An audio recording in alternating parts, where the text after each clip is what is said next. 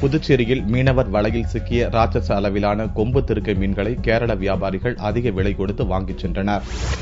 மீன்பிடி தடைக்காலம் முடிந்து புதுச்சேரி மீனவர்கள் கடந்த 15 நாட்களாக மீன்பிடித்து வருகின்றனர். தடைக்காலத்துக்கு பின் பெரிய அளவில் மீன்கள் சிக்கவில்லை. மாறாக கவளை, நெத்திலி, காணாங்கழுத்தை, சூறை போன்ற மீன்களே அதிக அளவில் கிடைத்தன. இந்நிலையில் புத்துப்பட்டு மீனவ கிராமத்தை சேர்ந்த பொன்னுரங்கம் என்பவர் திங்களன்று அதிகாலை படகில் மீன்பிடிக்க ஆழ்கடலுக்கு சென்றார். அவரது வலையில் பெரிய அளவிலான கொம்பு திருக்கை மீன்கள் பிடிபட்டதை தொடர்ந்து அவற்றை தேங்காய் திட்டு துறைமுகத்துக்கு கொண்டு வந்தார். 380 கிலோ எடையிலான 5 திருக்கை மீன்கள் மற்றும் சூறை மீன்கள் அவரது வலையில் சிக்கியிருந்தன. இவற்றை அதிக விலை கொடுத்து வாங்க வியாபாரிகள் ஆர்வம் காட்டினர். கடலில் காற்று சுழற்சி இன்னும் சாதகமாக இல்லாததால் உயர் ரக மீன்கள் கிடைக்கவில்லை என்றும் சிறிய மீன்கள் மட்டுமே கிடைப்பதால் அதிக அளவில் லாபம் கிடைக்கவில்லை என்றும் மீனவர் பொன்னுரங்கம் கூறினார். ஒரு நாள் மீன் பட்டுக்குது.